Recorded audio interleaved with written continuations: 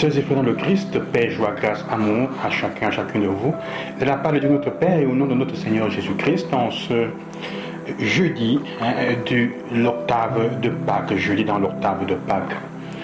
Si depuis quelques jours nous lisons les récits, les textes des récits de la résurrection de Jésus qui continue à apparaître, et aussi des apparitions de Jésus après la résurrection, la première lecture depuis quelques temps, depuis 2 jours, nous parle des miracles que les apôtres font au nom de Jésus ressuscité. Il y a un parallèle, c'est comme si les 2 choses vont ensemble. Pendant que Jésus est en train d'apparaître à ses disciples pour se faire voir, il se manifeste comme ressuscité. L'expérience des apôtres aussi, après la résurrection, est celle de faire des miracles au nom de Jésus. En effet, Pierre dira aujourd'hui, ce n'est pas en mon nom, ce n'est pas en notre nom que nous sommes en train de faire cela.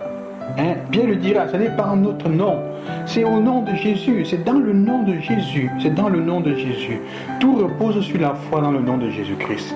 Que cet homme, que ce nom lui-même qui vient, c'est ce nom lui-même qui vient d'affermir cet homme que vous regardez et connaissez. Il vient de demander à cet extropé de se lever et de marcher à la porte de la ville, à la porte de la ville. Alors, c'est ça un peu la chose intéressante. Juste nous fait comprendre, le texte nous fait comprendre comment la foi dans le Christ ressuscité porte à des actes, à agir, à des miracles, si on peut dire comme ça, à des choses concrètes. À travers ceux qui croient, dans l'annonce du nom de Jésus, ils sont capables d'opérer des miracles. Ils sont capables d'agir, de faire agir et d'opérer des miracles. Aujourd'hui, le texte de l'Évangile est la continuité de celui d'hier de Luc, des disciples d'Emmaüs. Le texte nous dit que pendant qu'ils racontaient comment ils avaient reconnu Jésus à la fraction du pain, Jésus lui-même s'est fait présent au milieu d'eux. C'est un deuxième aspect de comment est-ce que nous sommes capables de rendre le Jésus ressuscité présent au milieu de nous. Comment et dans quelles circonstances est-ce que le ressuscité se manifeste dans la communauté?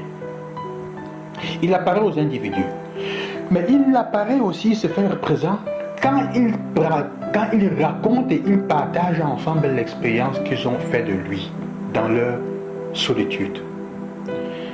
Chers et frères, c'est ça, ceci vient comprendre l'importance de partager avec les autres l'expérience que nous avons de Dieu dans la prière, ce qu'on appelle le partage. Parfois, quand on fait le partage dans nos communautés, dans nos groupes, on parle des idées, on partage sur les idées, sur ce que je pense. Mais très peu sont capables de partager sur l'expérience personnelle et profonde qu'ils ont vécue. Rencontrer Dieu, ce n'est pas une chose abstraite. Ce n'est pas un événement abstrait en l'air. C'est un fait, c'est une chose concrète. Raconter et partager de ce qu'on a fait, de l'expérience qu'on a eue avec Jésus, c'est partager des faits concrets, des moments concrets où on l'a rencontré.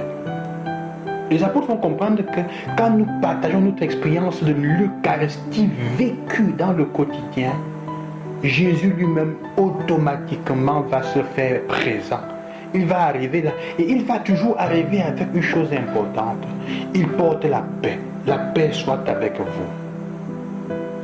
Jésus est celui qui porte la paix. L'expérience du ressuscité porte la paix. Être les témoins de la résurrection du ressuscité veut dire être les témoins, porter avec nous la paix, là où nous sommes et nous nous trouvons. Ce n'est pas la guerre, ce n'est pas la force. Ce sont tous ces éléments qui nous font comprendre si vraiment nous croyons au Christ, si notre foi en Jésus est la foi en un fait ou c'est la foi en quelque chose d'abstrait ou en une idée. Jésus, quand il se présente, qu'il montre ses mains, il dit touchez. Il dit donnez-moi à manger. C'est pour faire comprendre à ses disciples que ce n'est pas un esprit. C'est lui avec tout son corps. Il est un fait, il est concret. Qu'on le veut ou pas.